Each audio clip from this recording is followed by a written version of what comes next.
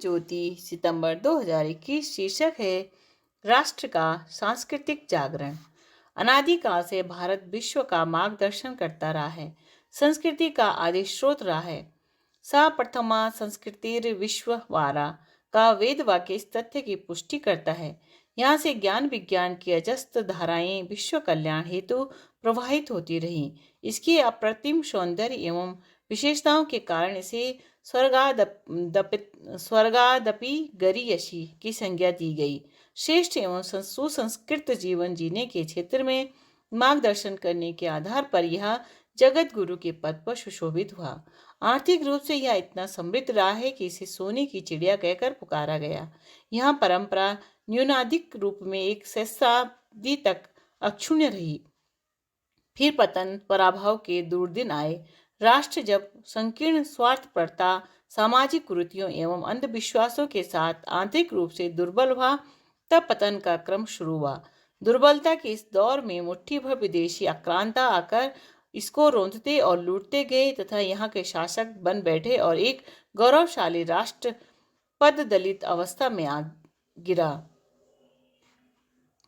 पग पग पर देश पराश्रयी, परावलंबी और परमुखोपेक्षी होता गया। आश्चर्य नहीं कि पिछले लगभग 1000 वर्ष तक यह महान देश पराधीनता के अंधेरे युग से गुजरा। बीच बीच में जागरण की लहरें भी उठती रहीं, लेकिन ये कुछ क्षेत्र विशेष तक सिमटी रहीं और अंततः 19वीं सदी में सांस्कृतिक पुनर्जागरण का प्रभावशाली दौर प्रारंभ हुआ। सोया हुआ राष्ट्र जैसे जाग उठा। भारतीय सपूतों के अतुलनीय शौर्य, बलिदान एवं त्याग की गाथाओं के बीच राष्ट्र ने विदेशी दासता की केंचुली को उतार फेंका और उसे राजनीतिक दृष्टि से स्वतंत्रता भी प्राप्त हुई। आजादी के उपरांत की यात्रा में धीरे धीरे आर्थिक विकास के रफ्तार पकड़ते हुए पड़ोसियों के औचक हमलों के बीच देश की सुरक्षा व्यवस्था भी चाक चौबंद हुई। तमाम तरह के राजनीतिक प्रयासों के बीच राजनीतिक स्थिरता को साधते हुए आज भारत विश्व का सबसे बड़ा लोकतंत्र बन चुका है, सबसे अधिक युवा आबादी वाला देश है और साथ ही अपने सनातन गौरव के साथ अपनी हुंकार बढ़ने के लिए कटिबद्ध एवं एक स्वाभिमानी, स्वतंत्र एवं सशक्त राष्ट्र भी है। कई अंशों में पूरा विश्व इसकी वैश्विक उपस्थिति को स्वीकार भी कर रहा है, लेकिन अभी भी बहुत से कार्य शेष हैं। व्यापक स्तर पर अभी भी गुलामी के संस्कार गए नहीं हैं। कुछ लोग अभी भी पश्चिमी को ही अपना आश्रय और आदर्श मानते हैं, वह कुछ तो बाहरी विध्वंसक शक्तियों के माध्यम तक बनकर राष्ट्र विरोधी कार्यों में सम्मिलित हैं।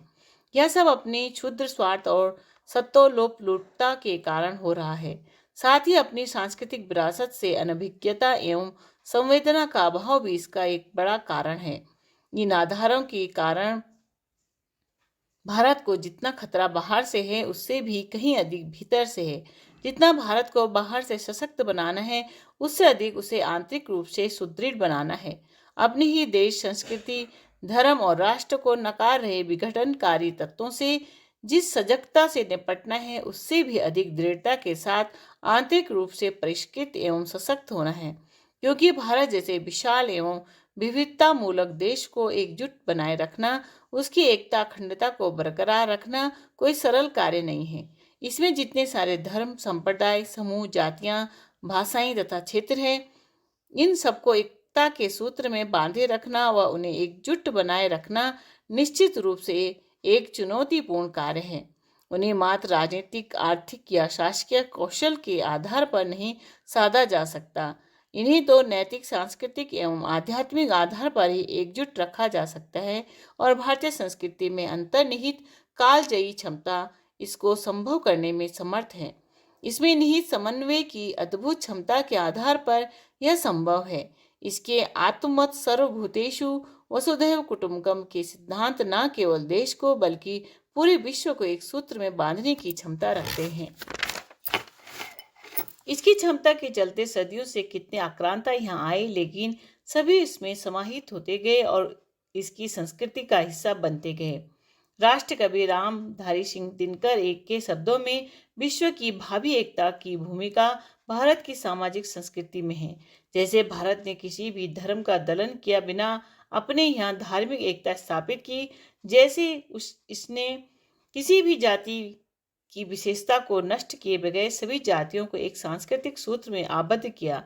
कुछ उसी प्रकार हम संसार के सभी देशों, सभी जातियों एवं सभी विचारों के बीच एकता स्थापित कर सकते हैं। आज हम कुछ ऐसे ही सांस्कृतिक जागरण एवं संक्रमण के ऐतिहासिक पलों से गुजर रहे हैं। आज वैश्वीकरण के दौर में जब पूरा विश्व एक गांव में बदल चुका है, लेकिन लोगों के दिलों के मध्य भावनात्मक दूरियां बढ़ी हैं, तो इनको सांस्कृतिक संवेदना के आधार पर ही पाटा जा सकता है।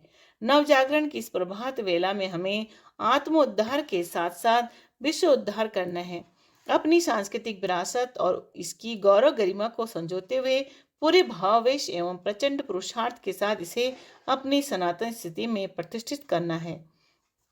इस हेतु संस्कृति की आत्मा ने हमें पुकारा है। देव संस्कृति के कालजयी वर्चस्व की पुनः स्थापना होनी है।